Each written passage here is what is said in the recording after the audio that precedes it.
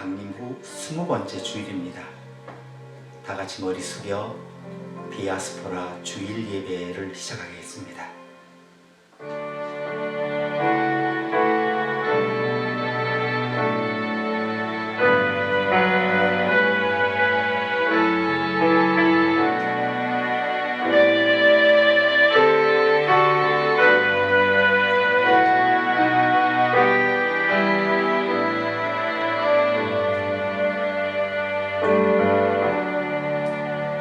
사랑하는 아버지, 이 시간 인간의 몸을 입고 땅에 오신 존귀와 위엄의 하나님의 보좌로 나올 수 있게 허락하신 것 감사합니다. 박사들이 아기 예수께 경배한 것처럼 겸손히 주를 맞이하게 해주십시오. 주님을 향해 마음을 활짝 열고 기뻐하시는 심령으로 주를 경배하게 해주십시오. 주 이름을 높이고 찬송하게 해주십시오. 존귀와 위엄의 하나님 앞이라고 멀리서 구하지 않게 해주십시오. 간청하는 아이가 되기보다 경청하는 종이 되어 주께서 바라는 바를 들어 알게 해주십시오. 주님의 삶을 깊이 묵상하고 주를 조금 더 닮아가게 해주십시오. 기이함과 놀라움으로 경배하되 일상의 작은 일에도 응답을 주시는 다정하고 겸손한 주의 우정에 감격하는 시간 되게 해주십시오.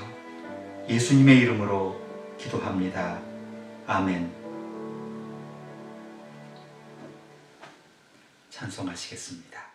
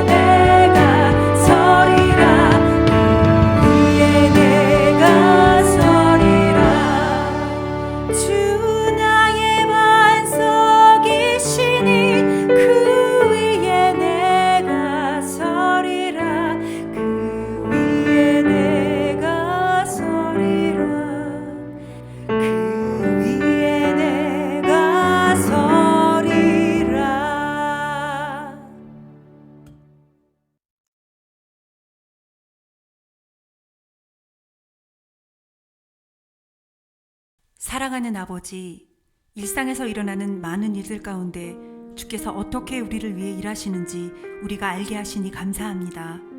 우연처럼 보이는 많은 일들이 실은 주님의 치밀한 계획 속에 면밀하게 진행되는 것을 알게 하시니 감사합니다.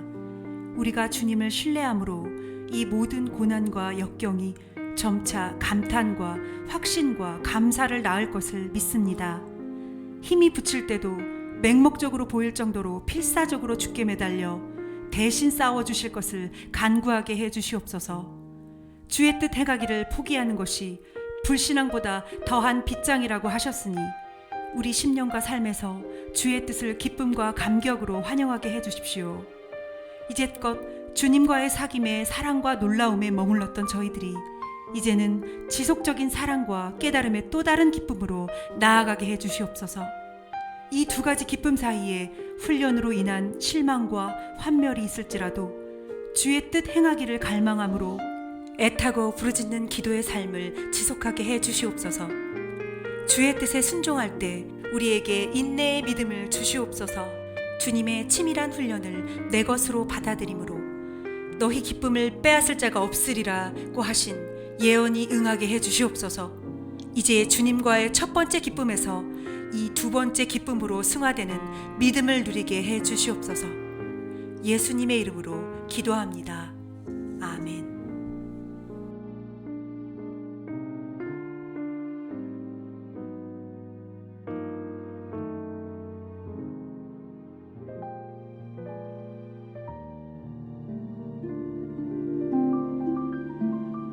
베냐민 땅 아나돗의 제사장들 중 hilki야의 아들 예레미야의 말이라. 아모니 아들 유다 왕 요시야가 다스린 지 13년에 여호와의 말씀이 예레미야에게 임하였고, 요시야의 아들 유다의 왕 여호야김 시대부터 요시야의 아들 유다의 왕 시드기야의 11년 말까지, 곧 5월에 예루살렘이 사로잡혀 가기까지 임하니라. 여호와의 말씀이 내게 임하니라. 내가 너를 모태에 짓기 전에 너를 알았고, 네가 배에서 나오기 전에 너를 성질하였고, 너를 여러 나라의 선지자로 세웠노라. 내가 이르되 슬프도소이다. 주 여호와여, 보소서. 나는 하이라 말할 줄을 알지 못하나이다 하니, 여호와께서 내게 이르시되 너는 아이라 말하지 말고 내가 너를 누구에게 보내든지 너는 가며 내가 네게 무엇을 명령하든지 너는 말할지니라. 너는 그들 때문에 두려워하지 말라. 내가 너와 함께하여 너를 구원하리라. 나 여호와의 말이니라. 하시고 여호와께서 그의 손을 내밀어 내 입에 대시며 여호와께서 내게 이르시되 보라, 내가 내 말을 네 입에 두었노라. 보라, 내가 오늘 너를 여러 나라와 여러 왕국 위에 세워 네가 그것들을 뽑고 파괴하며 파멸하고 넘어뜨리며 건설하고 심게 하였느니라.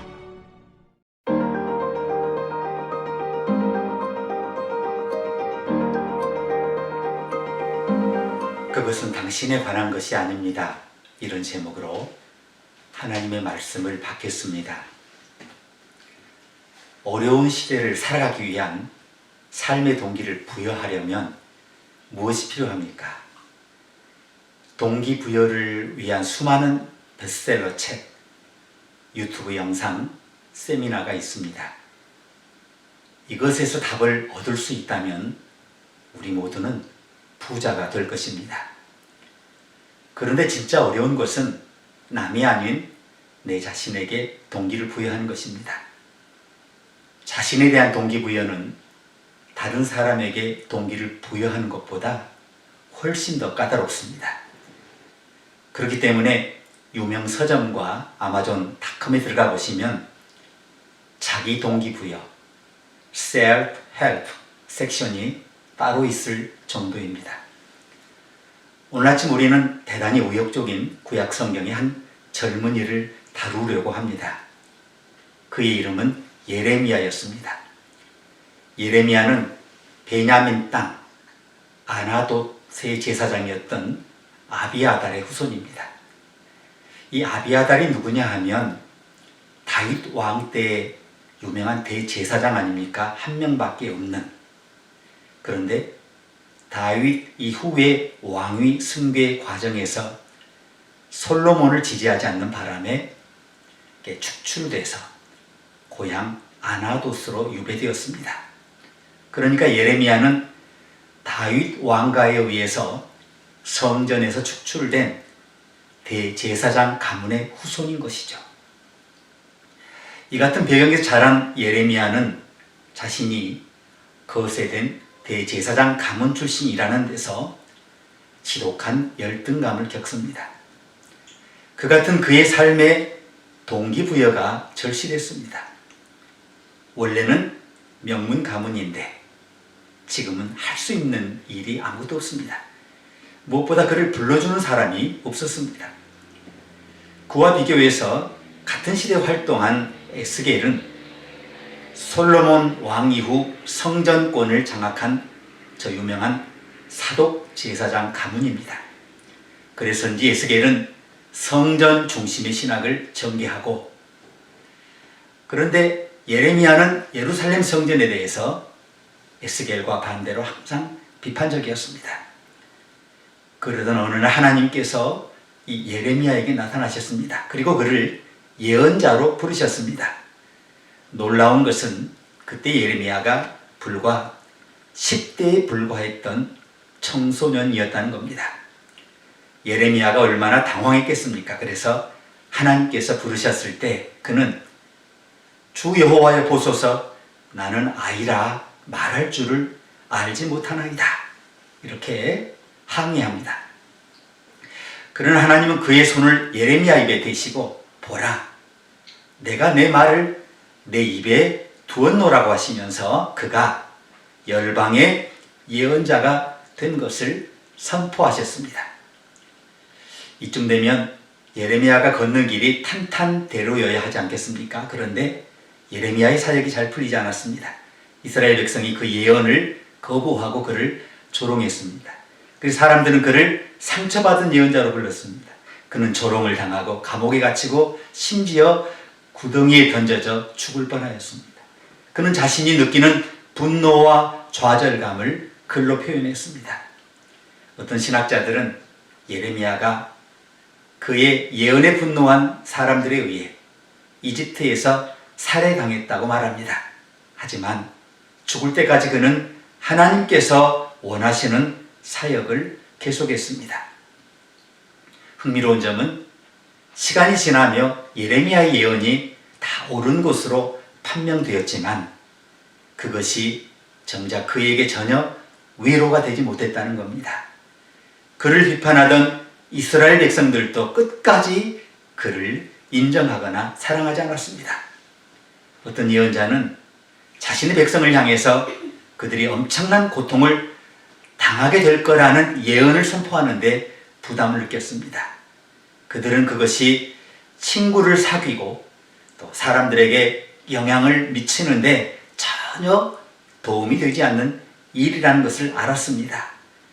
그래서 그들은 번영의 복음을 전하고 하나님께서 사람들이 부자가 되는 것은 물론이고 모든 면에서 축복할 것이라고 선언했습니다. 그런데 그것은 예레미야가 보기에 올바른 예언이 아니었습니다. 예레미야는 그가 받은 사역과 사명에 충실했습니다. 오늘날 그는 지금까지 살았던 가장 진정한 하나님의 사자 가운데 한 명으로 인정받고 있습니다. 그의 예언이 당대 사람들에게 인정받지 못할 때에도 그가 그토록 열정적으로 일에 매진할 수 있었던 동기가 무엇입니까? 우리 가운데서도 가족을 부양하고 직장에서 열심히 일하고 지역사회를 위해 봉사하지만 사람들이 그렇게 알아주지 않는 경우가 많아요.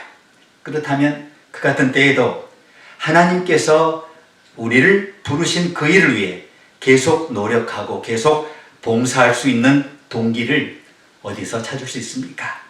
세 가지를 말씀드리는데, 첫 번째는 예레미야는 강한 하나님의 임재의식을 가졌습니다. 본문 4, 5절을 보시기 바랍니다. 여호와의 말씀이 내게 임하니라. 이르시되 내가 너를 복중에 짓기 전에 너를 알았고 내가 태에서 나오기 전에 너를 구별하였고 너를 열방의 선지자로 세운노라. 예레미야는 그의 삶에서 하나님의 강한 임재의식을 가지고 있었습니다. 저는 우리가 예레미야만큼 세련되지는 않았지만 각자 나름의 하나님의 임재의식이 있다고 믿습니다.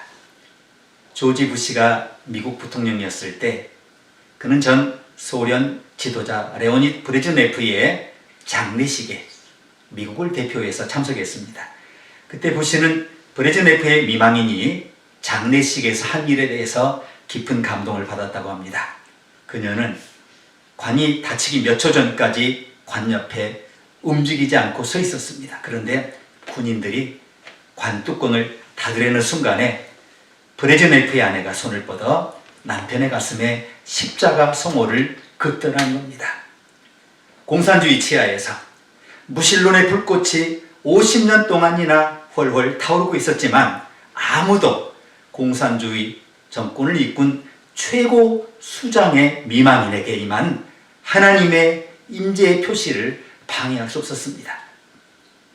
대부분의 사람들은 하나님에 대한 의식을 가지고 있습니다. 그러나 어떤 이들은 그 하나님의 의식을 일서 무시하려고 하죠. 어떤 분들은 조금 더 잘 살 때까지만 하나님을 의식합니다. 예레미야는 하나님의 임재에 대한 강력한 초월 의식을 가졌어요. 그는 자신이 태어나기 전부터 하나님의 예언자로 선택되었다고 믿습니다. 문제는 사람들이 그의 메시지를 들으려 하지 않았다는 겁니다. 그들은 편안함과 편리함을 방해하는 어떤 것도 원하지 않았습니다.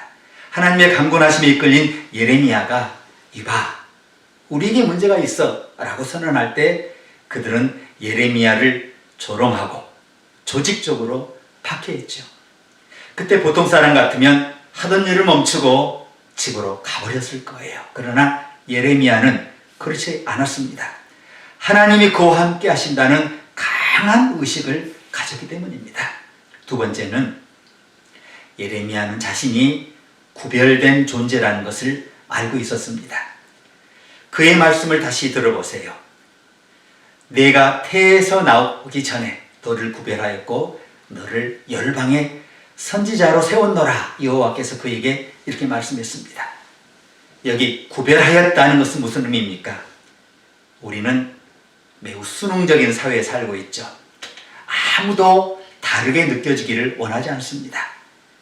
우리는 넓은 넥타이가 지금 유행에 맞는지 확인하고 착용합니다.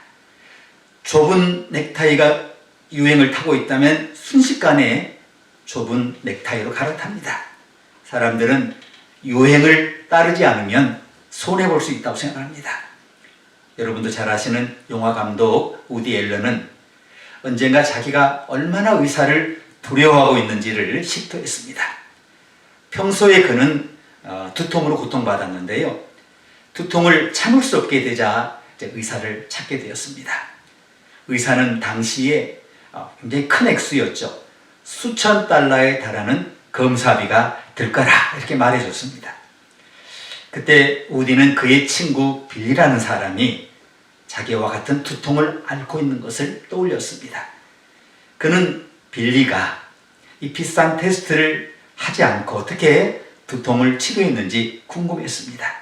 그래서 오랜만에 빌리에게 전화를 했다는 거죠. 그런데 빌리가 전화를 받지 않고 그의 어머니가 전화를 받더니 빌리가 죽었다고 그런 슬픈 소식을 알려줬습니다. 놀란 우디가 전화기를 떨어뜨렸고 그 즉시 그는 전화를 끊자마자 그 비싼 테스트를 예약했다는 겁니다. 수천 달러를 지불하고 검사를 마친 지 2주가 지났을 때 그는 의사를 만나 심각한 문제가 없다는 것을 알고 정말 안심하게 되었습니다. 그에게 뇌종양도 없었고 암도 없었고 흥분된 우디는 빌리의 어머니에게 전화를 걸어 그때 2주 전에 자기가 예고도 없이 전화를 끊은 것에 대해서 사과했습니다. 그는 자기가 빌리와 같은 두통 때문에 고통받고 있었기 때문에 제정신이 아니었다고 사과했죠. 그때 빌리의 어머니가 소리칩니다. 아니야, 빌리는 두통으로 죽은 게 아니고 트럭에 치여 죽었어. 자, 어려서 저는 아빠에게 이렇게 반항했습니다. 나만 그런 게 아니라고. 아이들이 다 그래. 그때 아버지가 모두가 절벽에서 뛰어내리면 너도 뛰어내리겠니? 라고 물으셨습니다. 군중이 틀릴 수 있어요. 예레미야 시대에는 철저히 군중이 틀렸습니다. 그들은 우상을 숭배하고 하나님에 대한 의무와 책임을 무시했습니다. 하나님은 잘못된 군중에게 맞서라고 예레미야를 구별해서 부르셨습니다. 우리도 하나님에게서 멀어지는 사회가 되고 있다고 말씀드려도 될까요? 물론 우리 땅에는 많은 위대한 교회가 있고 수백만 명의 사람들이 여전히 매년 교회로 나갑니다. 그러나 매년 신자들은 전년에 비해 크게 크게 줄어들고 있습니다. 우리 사회는 점차 기독교적 가치와 의무에 대해서 적대적이 되어가고 있어요. 하나님은 오늘 이 흐름에 기꺼이 구별되는 사람을 찾고 계십니다. 하나님은 물질주의와 세속주의와 이런 가치에 맞서서 그리스도의 이름으로 사회를 발전시키고 섬기려는 다른 유형의 구별된 사람들을 찾고 부르고 계십니다. 예레미야는 하나님에 대해 매우 강한 의식을 가지고 있었어요. 예레미야는 자신이 하나님에 의해서 구별된 사람이라는 확실한 의식을 가졌기 때문에 그 어려운 역경과 고난 가운데 사명을 계속할 수 있었습니다. 마지막 세 번째는 예레미야는 목적이 이끄는 삶을 살았습니다. 릭 워런 목사는 베스트셀러 책을 썼습니다. 그가 어떤 문장으로 그 책을 시작했는지 기억하십니까? 첫 번째 문장이 이것이었죠. It's not about you. 그것은 당신에 관한 것이 아닙니다. 오늘 설교 제목입니다. 어려운 상황에 처할 때 사람들은 왜라는 질문을 합니다. 이에 대한 해답을 얻었을 때 사람들은 어려움을 이겨낼 수 있어요. 예레미야는 자신의 인생이 자신에 관한 것이 아니라는 것을 알고 있었어요. 예레미야는 예레미야 29장에서 바벨론 포로들에게 편지를 보내요. 뭐라고 말하느냐 하면 너희 포로민들이 거기서 포로지에서 번성하고 쇠잔하지 않게 하라. 이게 예레미야의 음성이 아니고 주님의 음성인데 예레미야를 통해서 그 이민사회를 향해서 그가 선포한 거예요. 하나님이 이사야에게도 내가 누구를 보내며 누가 우리를 위하여 갈 거라고 물었을 때 이사야는 내가 여기 있나이다 라고 외쳤어요. 예수께서는 겁에 질린 시몬 베드로에게 이제후로는 내가 사람을 낚는 어부가 되리라 이렇게 말씀하셨더니 그 즉시 베드로는 배와 그물을 버려두고 예수님을 쫓았습니다. 이 모든 것이 우리가 살아계신 하나님과 만날 때 일어나는 일이에요. 그리고 그것은 우리가 평생에 가질 수 있는 가장 중요한 만남이에요. 그것이 바로 목적 있는 삶이에요. 하나님께서 오늘도 예레미야처럼 하나님을 위해 기꺼이 이웃과 세상을 섬기려는 사람들을 찾고 계십니다. 우리는 하나님을 알고 그분과 교제함으로써 삶의 목적을 발견합니다. 골로새서는 위에 있거나 아래에 있거나 보이거나 보이지 않거나 모든 것이 그분 안에서 시작되었다. 그분 안에서 그 목적을 발견할 수 있다라고 골로새서에서 말씀합니다. 우리가 누구인지 그리고 우리의 삶이 무엇인지 그 비밀이 어디 있다고요? 그리스도 안에 감추어 있어요. 이제 사람들의 삶을 변화시킬 위대한 삶을 살고 싶습니까? 우리가 그분의 아들 예수 그리스도를 통해 하나님과의 개인적인 관계를 회복하고 그분에서 목적을 찾을 때 그분이 원하는 진정한 목적의 삶을 살 수가 있어요. 그렇다면 그분은 지금 저와 여러분의 생각과 삶에서 첫 번째 자리를 차지하고 있습니까? 그분은 우리의 어느 생활에 가장 우선적입니까? 그분은 우리가 시간을 어떻게 사용하는지 다 알고 있습니까? 그분은 우리의 재정보다 우선순위가 더 높습니까? 그분은 우리에게 레저나 오락보다 우선순위를 더 높은 순위를 차지하고 있습니까? 그분은 저와 여러분의 모든 삶에서 첫 번째 자리를 차지하고 있습니까? 기도하시겠습니다. 우리가 홀로 있을 때나 모일 때 주의 임재 안에 거하며 주의 뜻을 기다리게 하시니 감사합니다. 주와 함께하는 시간으로 인해서 우리가 점차 변화되어 주를 닮을 기회를 누리게 하시니 감사합니다. 주님과 함께하는 이 묵상과 기도의 시간에 있어서 우리의 모든 생각과 기도와 갈망과 행위가 주께 상달되고 있음을 감사합니다. 다음 한 주간도 주님과 함께하는 이 즐거움으로 삶을 억누르는 모든 어려움을 이겨낼 수 있도록 축복해 주십시오. 예수님의 이름으로 기도합니다. 아멘.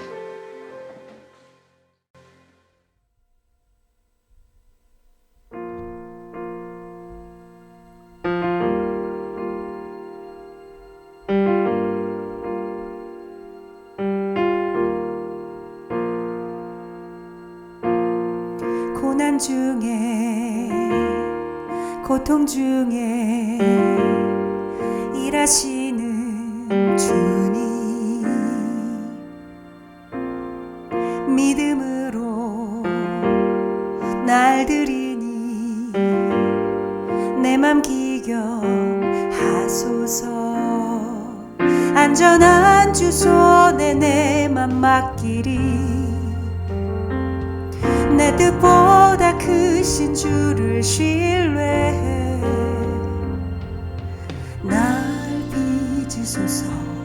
주 쓰실 그릇으로 주님의 뜻대로 날 만드소서.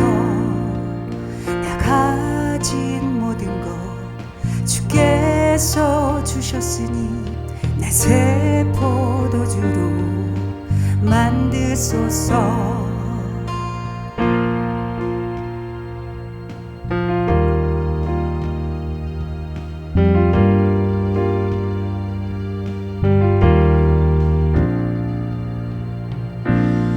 고난 중에 고통 중에 일하시는 주님,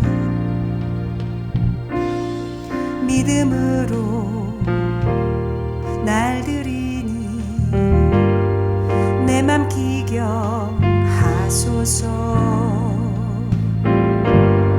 내 맘 기경하소서. 날 빚으소서. 주 쓰실 그릇으로 주님의 뜻대로 날 만드소서. 나 가진 모든 것 주께서 주셨으니 내 새 포도주로 만드소서. 주 행하시는 새로운 능력, 새로운 자유, 하나님 나라 내 뜻 버리니 지금 불로 임하소서.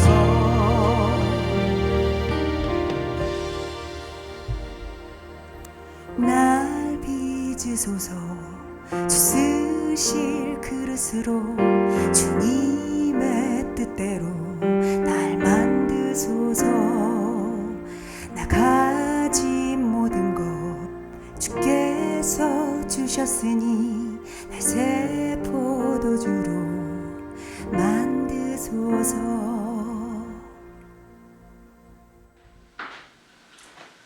들으신 헌금을 위해서 기도하겠습니다. 사랑하는 아버지, 이 시간 우리가 찬양과 감사로 주님과 맺은 소중한 약속을 지키게 하신 것을 감사합니다. 주님의 창고에 풍성히 쌓아가는 삶으로 이 땅에서 신비로운 축복을 누리게 해주십시오. 아무것도 일어나지 않을 것 같은 어두운 날을 위한 주님의 약속을 신뢰함으로 지극히 높으신 자에게 소원을 갖고 환난 날에 주를 부르게 해주십시오. 이 약속을 믿고 우리의 삶에서 위로와 힘을 얻게 해주십시오. 예수님의 이름으로 감사합니다. 아멘. 기도하시겠습니다. 분투하고 노력하는 자녀들에게 그들의 연약함을 알려주시면서 그것을 생명의 징표, 영적 성장의 징표로 바꾸시고 그 약한 자 안에서 권능을 강력히 드러내시는 성부, 성자, 성령 삼위일체 하나님의 사랑과 은혜와 교통하심에 항상 주님을 생각하고 주님을 바라봄으로 하나님의 의도하신 완전한 하나님의 영상을 향하여 나아갈 것을 다짐하는 주의 종, 주의 자녀 모두에게 이제와 영원히 함께 하시기를 축원합니다. 아멘.